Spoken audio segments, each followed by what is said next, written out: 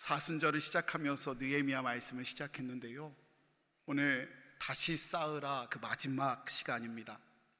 오늘 본문 말씀 느헤미야 6장은요 성벽 재건이 거의 끝날 때쯤의 내용을 담고 있습니다. 1절 말씀을 이렇게 보면요, 1절 말씀의 중간에 이렇게 쓰여져 있어요. 성벽에 허물어진 틈이 남김없이 연결되었다. 이제 거의 다 되어져 가는 거예요. 게다가 말미에 문짝만 달면 된대요. 이제 진짜 말 그대로 끝이 보이는 순간입니다. 그런데 거의 끝나가는 그 순간 산발락과 도비와 세겜과 나머지 원수들이요 말 그대로 가만히 있으면 좋은데 총동원해서 마지막까지 포기하지 않고 원수들도 최선을 다해 방해하고 있는 모습이 오늘 본문 말씀이에요. 여러분, 주님의 역사가 계속됩니다. 아멘 아니세요? 주님의 역사가 계속됩니다. 그런데 그럴 때 악한 영도 우리를 계속 흔들고 있다는 사실, 그것이 우리가 예배해야 하고 그것이 우리가 쉬지 않고 기도해야 할 그런 사실인 줄 믿습니다. 그런 방해 속에요 어떻게 느헤미야가 감당했나? 사랑하는 여러분, 거의 성공, 거의 승리는요 아직 승리한 게 아닙니다. 완전히 승리했다라고 말할 수 없어요. 끝까지 견뎌내야, 끝까지 이겨내야, 그래서 얻은 마지막 승리가 진정한 승리입니다. 오늘 본문에 원수들이 말 그대로 발악을 하는데요, 느헤미야가 어떻게 마지막 순간까지 그 계략들을 이겨냈는지, 또 어떻게 끝까지 견뎌냈는지를 통해 마지막 승리하는 믿음에 대해 하나님 은혜를 함께 나누고자 합니다. 이 말씀을 통해 사랑하는 여러분께서 승리하는, 마지막에 하나님께 영광 돌리는 복된 우리 제주중앙의 모든 성도들 되시기를 주님의 이름으로 먼저 축원해 드립니다. 느헤미야를 흔들었던 첫 번째 계략, 그 계략이요 오노평지의 계략이에요. 2절 말씀을 이렇게 좀 살펴보면요, 산발락과 게셈이 느헤미야에게 오노평지에서 만나자고 제안합니다. 이게 일종의 평화협정을 제안한 거예요. 여러분, 4장의 말씀을 기억하시나요? 지금 유다 백성들이 어떤 상황이냐? 그들은 낮에는 일하고요 밤에는 적의 공격을 대비해서 그들을 지키느라 쉬지 않고 지키며 보초서고 있는 사람들이에요.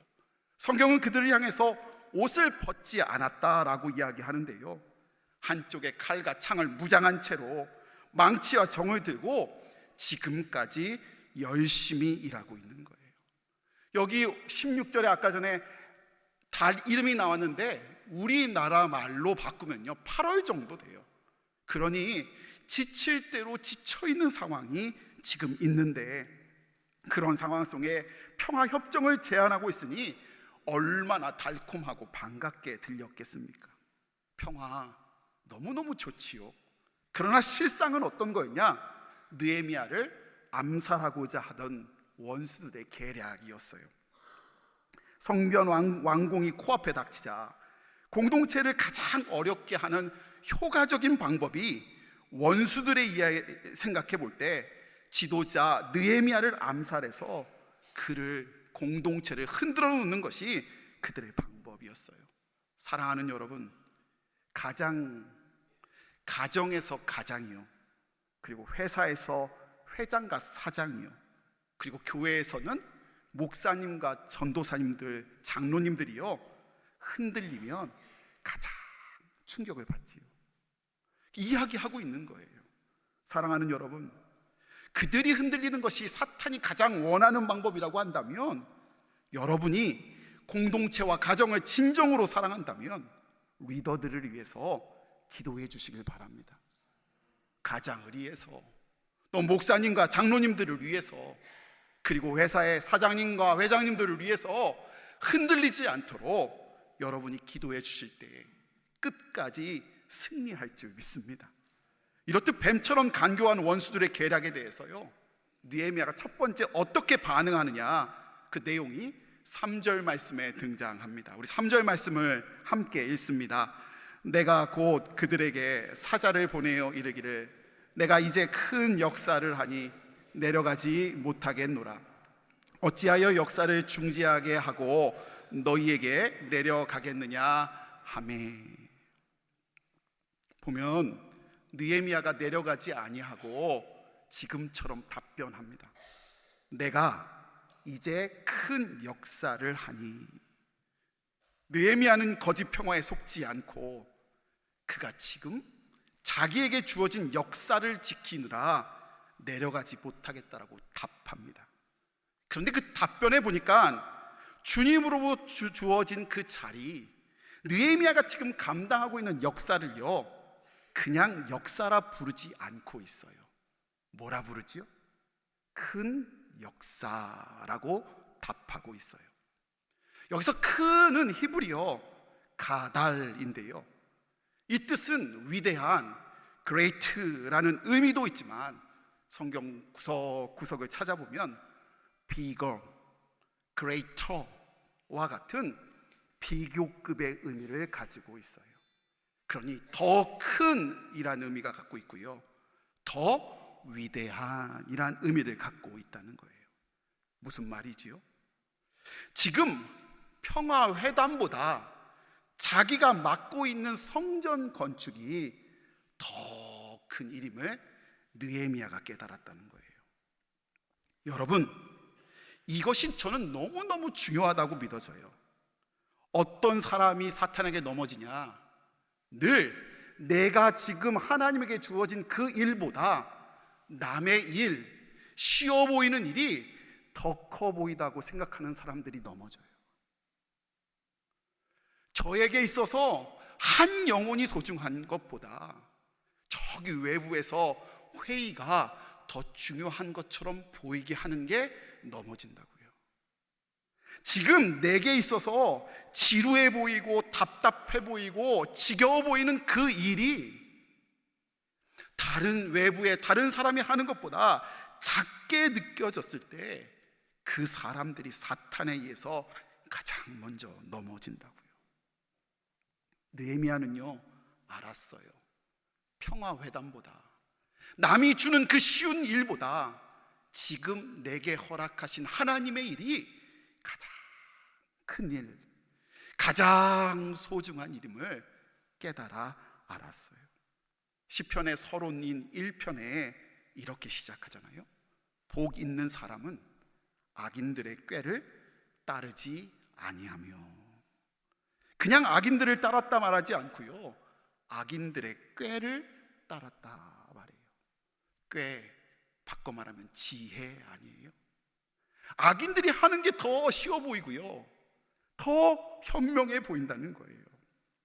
남의 것이 좋아 보이고요, 쉬운 길이 지혜로워 보여요. 좋아 보이고 더 커 보여요. 그런 반면에 지금 내가 하고 있는 매일매일의 일상은요, 가정에서 하는 일, 직장에서 하는 일은요, 지겨워 보이고 재미없어 보이고 허접해 보여요. 하찮아 보여요. 여러분, 하나님의 사람은요, 하나님이 지금 나에게 허락하신 그 일을 하나님이 나에게 가장 축복으로 허락하신 가장 큰 사역임을 인정하는 사람인 줄 믿습니다. 그래서 권면합니다. 여러분, 어려운 일을 하십시오. 귀찮은 일을 하십시오. 대부분 그런 일에 하나님의 지혜가 있습니다. 여러분, 지겨운 일을 하십시오. 그 일에 하나님의 오름이 있습니다. 여러분 하고 싶은 일을 하는 대신에 느헤미야처럼 하나님이 허락하신 일을 묻고 그 일에 순종하십시오. 그것이 큰 역사라 믿고 감당할 때 우리를 사랑하시는, 우리에게 그 일을 맡겨놓으신 하나님은 반드시 여러분의 그 자리를 통해 축복의 자리, 열매 맺는 자리로 허락해 주실 줄 믿습니다. 이게 느헤미야의 첫 번째 이기는 방법이었어요. 여러분에게 그런 지혜가 있기를 원합니다. 두 번째 원수의 계략, 그 원수의 계략은 봉하지 않는 편지의 계략이었습니다. 5절과 6절 말씀을 보면 계속되는 계략에도 하나님 안에 거함으로 중심을 두고 흔들리지 않았던 느헤미야, 그런 느헤미야에게 원수들이 이번엔 일부러 봉하지 않는 편지를 보냈다라고 성경은 말합니다. 봉하지 않는 편지가 뭐지 싶어요. 당시 모든 공적 문서들은요, 기밀을 유지하기 위해서 또 수정하지 못하도록, 중간에 고치지 못하도록 끈으로 단단히 묶고 인장으로 단단히 봉해서 보냈답니다. 그런데 사마리아 총독이었던 산발랏이요, 이 사실을 모를 리 없었어요. 그런데 느헤미야에게 일부러 봉하지 않는 편지를 보냈다는 거예요. 이게 무슨 의미인가 막 찾다가 한 목사님이 설교에서 딱 예화를 이렇게 설명을 하고 있는데 저거다 그랬어요. 혹 다른 데서 듣더라도 제가 그분 여러분들 설명을 위해서 도와드리는 거니까 잘 들어보세요. 뭐라고 표현하셨냐? 봉하지 않는 편지는 공개 게시판에 글을 적는 것이다.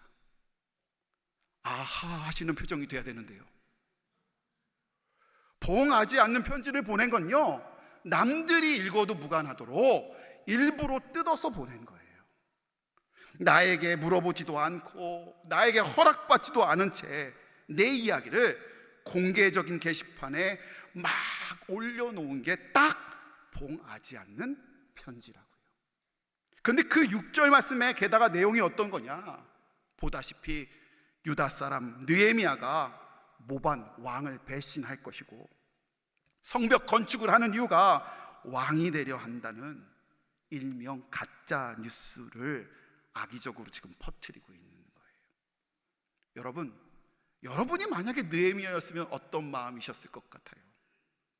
느헤미야는 누구보다도 충성을 생명처럼 여겼던 사람이었어요. 아닥사스다 왕을 충성되이 했던 그가 지금 가짜 뉴스로 흔들리고 있는 거예요. 여러분 경험해 보셨어요? 비슷한 일을 경험한 적이 있는데요, 진짜 잠이 안 와요. 밥이 소화가 안 돼요. 있지도 않은 이야기에 나도 모르는 사이에 그게 사실인 양 떠돌아가는데요, 이걸 어디서부터 어떻게 가서 그 오해를 풀고 아니라고 말할지 정말 하다 화가 나더라고요. 그런데요, 그런 상황 가운데 느헤미야는 어떻게 단순하게 반응하는가? 8절에 이렇게 반응합니다. 아니다 선포했어요. 중요한 일이에요. 뱉는 게 중요해요. 그 사실 아니다라고 말한 거예요. 그런 다음에 그 모든 힘든 상황을 하나님께서 치리하실 거라고 믿고 느헤미야는 하나님의 손에 맡겨드립니다. 그 내용이 9절 말씀에 등장해요. 우리 9절 말씀을 함께 읽겠습니다. 시작. 이는 그들이 다 우리를 두렵게 하고자 하여 말하기를 그들의 손이 피곤하여 역사를 중지하고 이루지 못하리라 함이라. 이제 내 손을 힘있게 하옵소서 하였노라. 아멘. 그들이 다 우리를 두렵게 하고자 하여. 느헤미야도, 그 강직한 느헤미야도 그 말에 흔들렸어요. 두려웠어요. 그 두려움으로 인해 그도 손이 피곤했대요.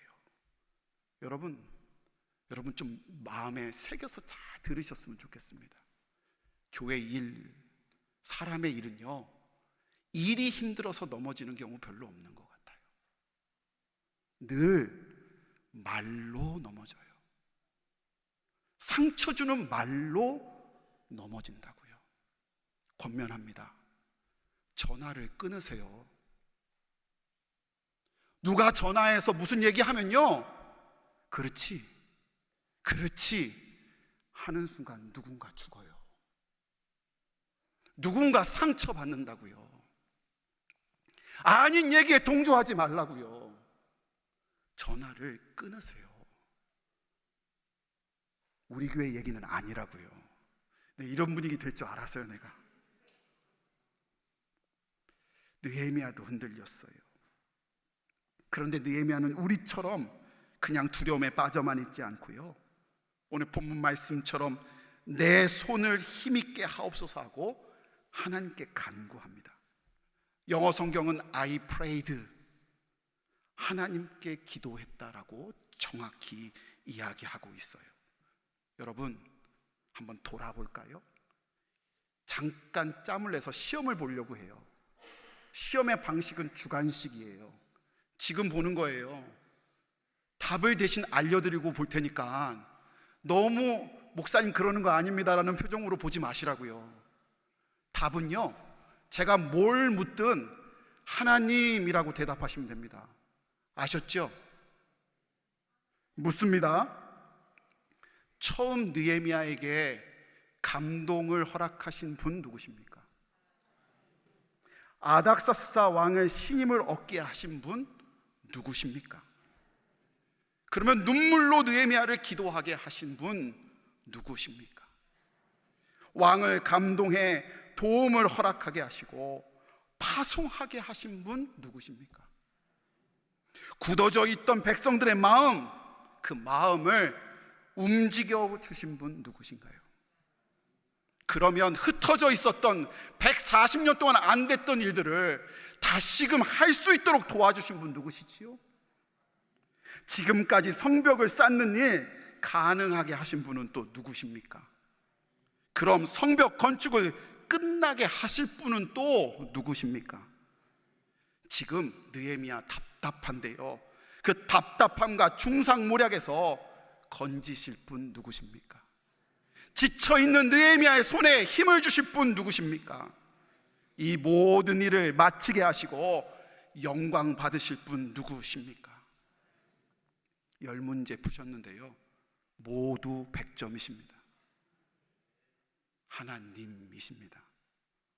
이렇듯 인생의 답을 안 느헤미야는요, 두려움에서 기도로 옮긴 거예요.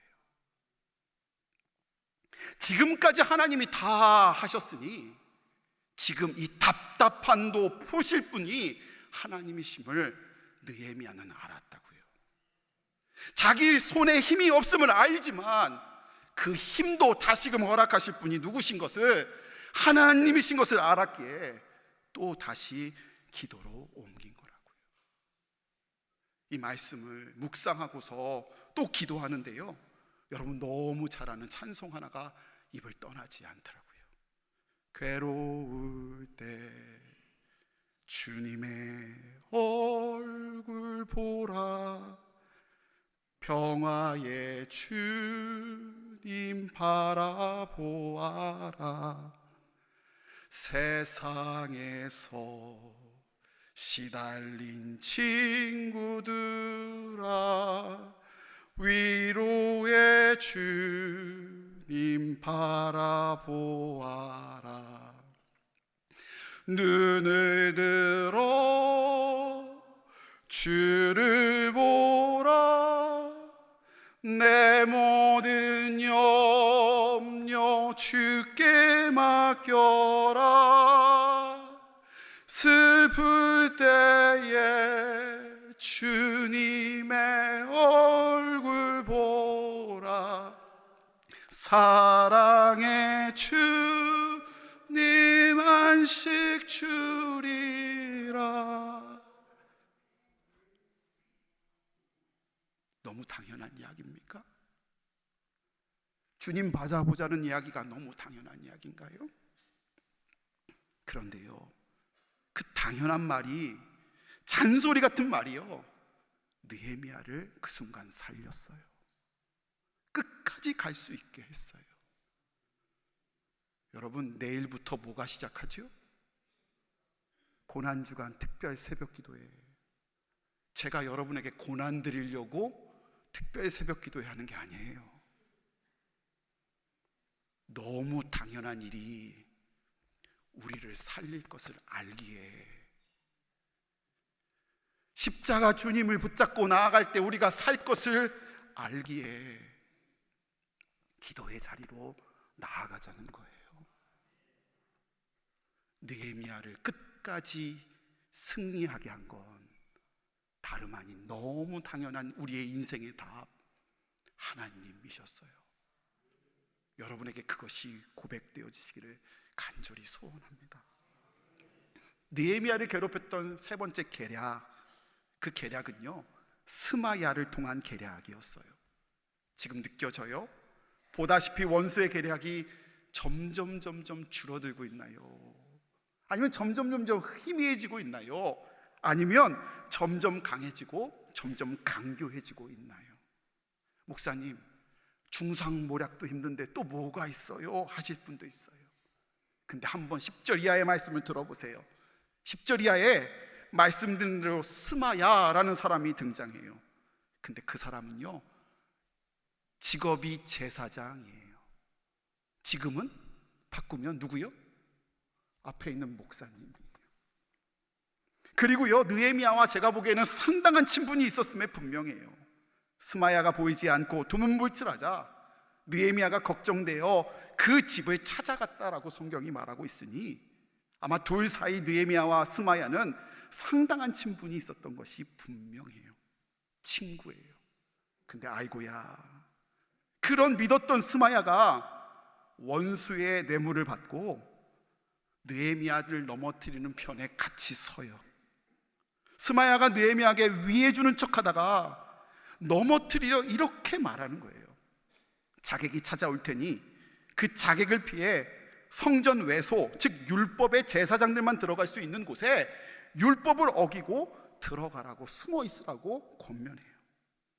느헤미야가 스마야에게 이 말을 듣고 만약에 율법을 어기고 외소로 피했다면 말 그대로 목숨은 건질 수 있었지만 느헤미야가 비방거리가 되어 그를 지금 하고 있는 권위를 떨어뜨려 흔들고자 했던 계략이었어요. 여러분, 스마야 친구잖아요. 그것도 다름 아닌 다른 직업 가진 사람이 아니라 제사장이잖아요. 지금 그런 그를 통해서 느헤미야를 자기 살기 위해 비겁하게 율법을 어기면서 외소의 숨는 자로 만들고자 지금 원수들이 흔들어 놓고 있는 거예요. 상상만 해도 무섭지 않아요? 여러분, 권면합니다. 제가 아무리 착해 보이고요, 제가 아무리 믿음직해도요, 성경 외의 거 말하면 목사님 됐어요 그러세요. 아셨죠? 그렇게 하셔야 된다고요. 제가 여러분에게 스마야가 될 수도 있다고요. 그런 말씀에 증거한 안 됩니다 목사님이 돼야 된다고요. 그 사실을 안 느헤미야는 11절에 다음과 같이 반응해요. 제가 이해하기 쉬우시라고 쉬운 성경으로 읽어드릴게요. 하지만 나는 이렇게 말했습니다. 나 같은 사람이 왜 도망가야 하오? 왜 내가 성전으로 도망가서 목숨을 건져야 하오? 나는 가지 않겠소.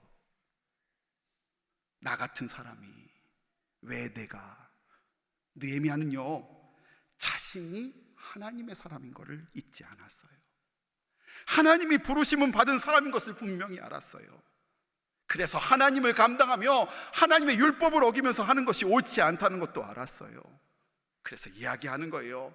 친구이자 제사장이 권하는 일이지만 자객에게 죽을지언정 나는 율법을 어기며 내 목숨을 구걸할 수 없는 사람이다라고 선포하는 거예요. 그러니 제사장이 아닌 나 같은 사람이 왜 도망을 가야 하고, 나 같은 사람이 어찌 성전으로 들어갈 수 있겠냐고 지금 말하고 있는 거예요. 예전에 섬기던 교회에서 한 권사님이 교회 사역을 하다가 큰 상처를 입으셨어요. 근데 그 이야기를요 주변에서 섬기시던 권사님들한테 제가 전해 들었어요. 목사님 다음 주에 박 권사님 안 나올 거야 이러는 거예요. 뭔 일 있으셨어요? 뭔 일이야? 아주 다른 분들이 찾아왔는데 얼굴이 정말 완전 막 잿빛이 되셔서 오셔서 박 권사님 다음 주에 안 나오실 거라고 저한테 얘기를 하는 거예요. 뭔 일이 있었는데, 뭔 일이 있었는데, 식당 봉사하다가 누가 이거를 한 거예요. 막 상처를 줬는데 박 권사님 없는 줄 알았는데 식당 밑에서 하수구 청소하고 있었던 거예요. 근데 그 이야기를 박 권사님 다 듣고 그 모양을 옆에서 저한테 저한테 전해주신 권사님들이 다 봤어요. 있지도 않은 사실인데요. 그러니까 이분이 너무 상처받을 걸 뻔히 아니까 자기들 생각에 박권삼이 다음 주에 교회를 그렇게 많은 교회 중에 한 교회로 옮길 거라고 확실히 믿고 저한테 찾아오신 거예요. 와, 제가 마음이 얼마나 심란한지요. 무릎 꿇고 금식하고 기도하고 또 기도하고 그 다음 주에 왔는데 놀라운 일이 벌어졌어요. 박권사님이 계세요. 남의 일이라고 아멘 안 하시네요. 요즘 박권사님이 계신 거예요. 제가 모르는 척 해야 되는데 저도 모르게 권사님 괜찮아요?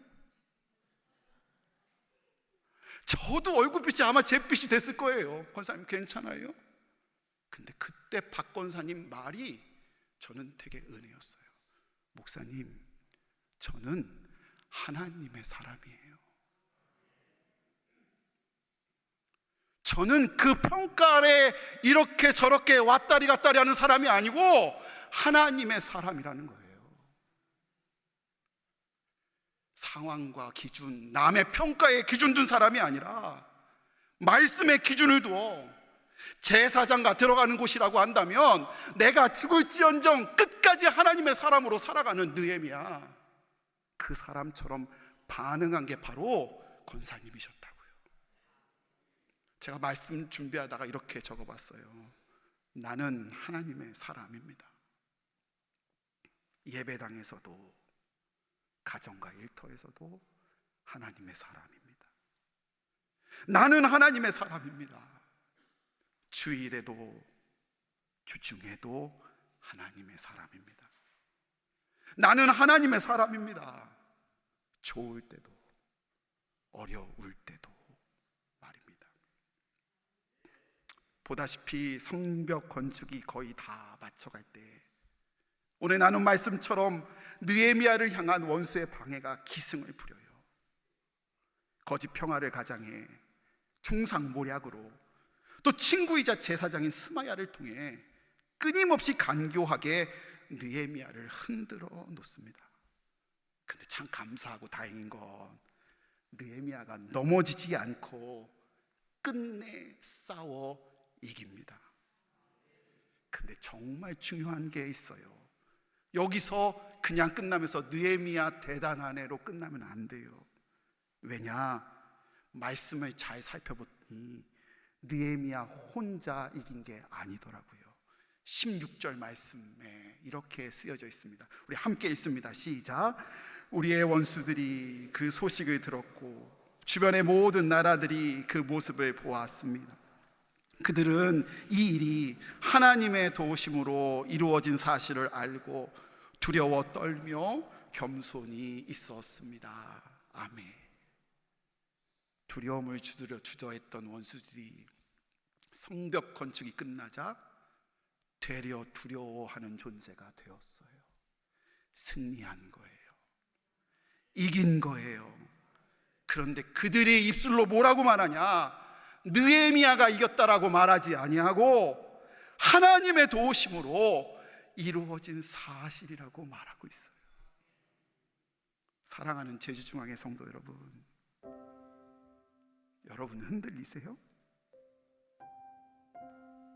여러분을 침노하는 많은 문제들이 있어요. 내 마음을 붙잡지 못하고 흔들어 놓는 일들이 여러분에게 있나요? 느헤미야가 마지막까지 견디고 승리할 수 있었던 건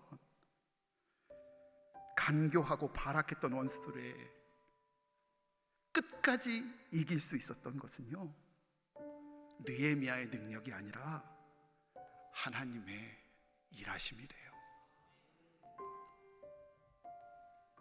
계략이 찾아올 때 중상모략이 그를 흔들어 놓고 밤잠 설칠 때 놀라운 건 하나님이 그 순간에도 느헤미야와 함께 있었어요. 느헤미야에게 끝까지 버틸 힘을 허락하셨고요, 그 모든 것들이 이기고 끝내 최후 승리를 이루게 하셨어요. 오늘 새벽에 말씀 원고를 붙잡고 강대상에 엎드렸어요. 여러분을 위해서 기도하고 예배를 위해서 기도하는데요, 한 자리 한 자리 한 자리 짚어가면서 기도하는데요, 여기에 살아 역사하시는 하나님이 여러분과 함께 하시며 여러분을 응원하고 계신대요. 사랑하는 여러분, 우리 그 주님을 붙잡읍시다. 느헤미야 안에 계신 하나님이 오늘 우리 가정과 교회와 우리 자녀와 심령 가운데 함께 하실 줄 믿습니다.